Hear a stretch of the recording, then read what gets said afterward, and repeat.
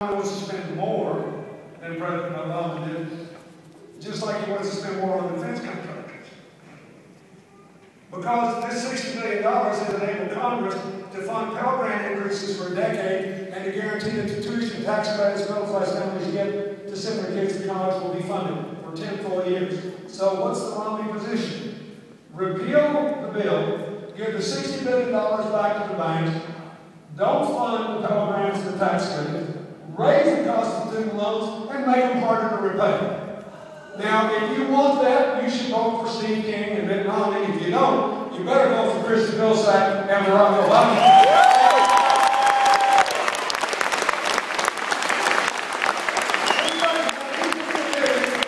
With Republican and Democrats, this is simple arithmetic. And what works? Same deal with health care. Is that bill going to be perfect? No. Actually change? Yes. Should we repeal it? Not on their life. The worst thing we could do is to go back to the old system. Let me remind you what happened. In the depths of this recession in 2009, when this country was on the verge of disaster, health insurance profits went up 30% and 5 million people lost their health care. Big headline in USA Today just last week, telling us that the reason millions of Americans didn't get a pay raise in the last decade was because health care costs went up to 3 times the rate of inflation, and their employers who wanted to give them a pay raise had to spend it on health insurance instead. Now, what's happened since this law passed?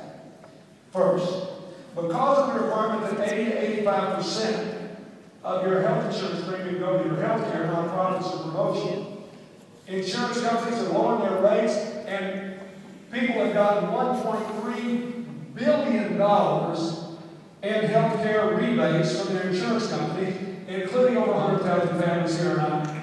That's the first thing.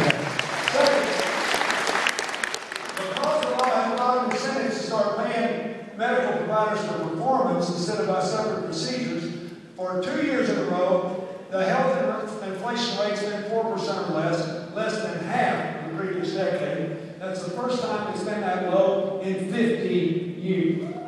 We got 3 million kids, 19 to 25, with parents' health insurance policies for the very first time in the United States.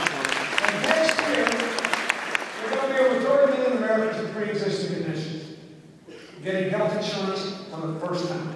And women can no longer be charged more than men for comparable health insurance.